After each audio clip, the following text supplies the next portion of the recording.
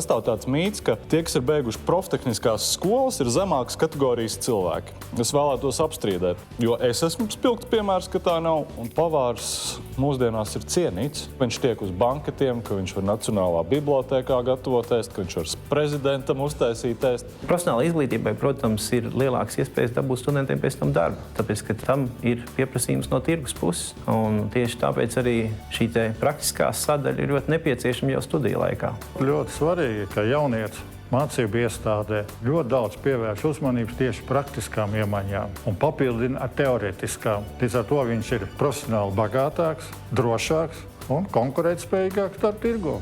Pati ideja mācīties kādu no tehniskajiem priekšmetiem 4 gadus un sākt darbu bez prakses ir diezgan neloģiska. Praksē mēs ieraugām šo interesantāko darba daļu. Protams, mēs redzam, ka kaut kas top, un tā ir viena burvīga iespēja tiešām redzēt savu darbu augļus faktiski uzreiz.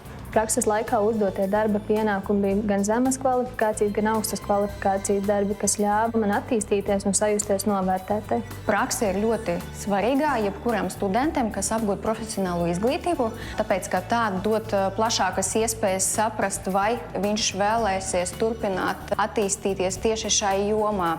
Studenti, balstoties uz mūsu pieredzi, uz mūsu iekārtām, spēj sasniegt tādus zinātnes atklājumus vai zinātnes attīstību, ka viņiem tiek piešķirt zinātniskie grādi un tā skaitā doktora grādi. Prakses laikā es sapratu vislabāk, ko es māku un ko es nemāku, un dēļ tā es tagad izvēlējos to, ka es tomēr turpināšu savas mācības savā specialitātē. Kad es atnācu šeit un pastrādāju, es sapratu, ka man tas ļoti patīk, un es arī redzēju motivāciju mācīties tālāk šajā sfērā. Pēc prakses es turpinu strādāt ar Baltiku, tāpat laikā arī mācoties, lai turpinātu sevi izglītot un kļūtu par vēl profesionālāku darbinieku. Es šajā uzņēmumā praksi izgāju 2 reizes, un pēc tam man paņēma arī darbā, kas nozīmē, ka neatlaidība atmaksājas. Šobrīd prakses laikā es sapratu, ka es izvēlējos pareizo profesiju.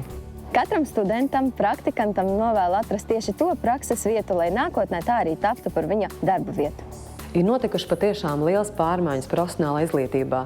Ir mainījies profesionālās izglītības saturs, un arī darba devēji ir sapratuši, ka profesionālā izglītība ir būtiska sastāvdaļa, tāpēc ir atvēruši savus uzņēmumus un ļoti labprāt gaida jauniešus praksēs. Ko mēs sagaidām no studenta?